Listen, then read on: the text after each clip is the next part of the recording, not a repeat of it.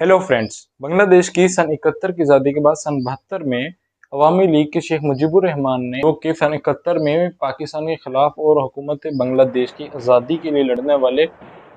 उस वक़्त के जो आर्मी थी उनके लिए मुख्तस किया गया और बाद की आने वाली हुकूमतें उसे 7/7 चलती रहीं। और उस कोटे की इम्पोर्टेंस ये थी कि उस वक़्त के जो आर्मी जवान थे जिन्होंने उसका साथ दिया था उन्हें उस ज़माने के हिसाब से उन्हें उससे बड़ा बेनिफिट हासिल हुआ। उन्हें जॉब्स करने के लिए एक तरह का इशारा अवामी लीग की तरफ से ये कोटा सन 1972 में इंट्रोड्यूस करने के बाद काफ़ी ज़्यादा इम्प्रूवमेंट नज़र आई, जिससे उस वक़्त के जितने भी अवाम थे जिन्हें जो कि फ्रीडम फाइटर्स जिन्हें कहा जाता था, उन्हें जॉब हासिल करने में ज़्यादा आसानी हो गई थी। उस वक़्त मुल्क नया-नया था, जॉब्स नई-नई थी, इसलिए उन्हें हासिल करने में आसानी थी और आने वाली जो नई हुकूमत आई वो उसे साथ बाय साथ लेके चली। लेकिन अब जो इस वक्त करंट सिचुएशन है, हसीना वाजिद की हुकूमत ने इस वक्त बांग्लादेश में इस कोटे को लेकर बहुत ज़्यादा उथल पुथल मचाई और इस कोटे के ज़रिए उन्होंने अपने मन पसंद किए, क्योंकि आज के डाटा के हिसाब से सिर्फ 0.3% जो पॉपुलेशन है बांग्लादेश की वो फ्रीडम फाइटर्स के बच्चे और उनके बच्चे हैं। ये चीज़ उनके स्टूडेंट्स की समझ में नहीं आती, क्योंकि उनकी तरफ से तो ये कहा गया, लेकिन शेख हसीना ने इस कोटा से फायदा उठाया और अपने मनपसंद लोगों को इस कोटे के अंदर से जॉब्स दी।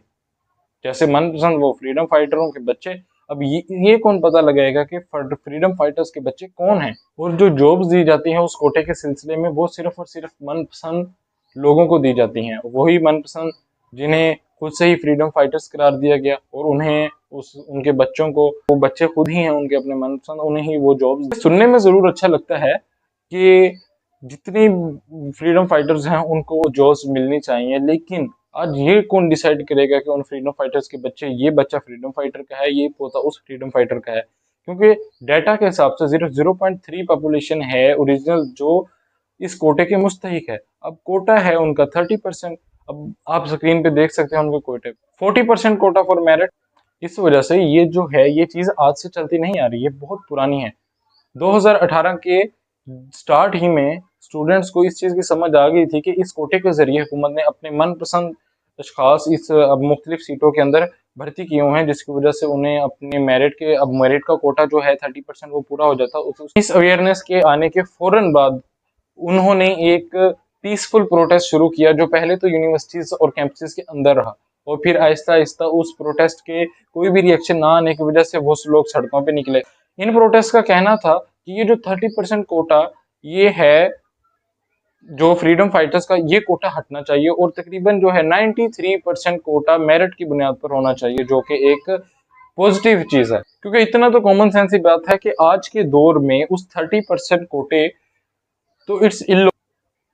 इस तरह का फ्रीडम कोटा जो होता है इसके लिए 10 या 20 साल ठीक होते हैं कि जो फ्रीडम फाइटर्स हैं वो लोग अपना हक ले सकें, ताकि उन्हें पता हो उन्होंने जिस मुल्क के लिए तरक्की की है उनके अंदर उन्हें सरकारी जॉब्स मिली हैं। लेकिन एक साल दर साल चलते आना और फिर हुकूमत का बीच में करप्शन करना और अपने ही मनपसंद लोगों को उसके अंदर भर्ती करवा देना, ये एक सरासर ज्यादती होती है। कोटे के यूज के बाद सन 2018 में पहली दफा हसीना वाजिद के लिए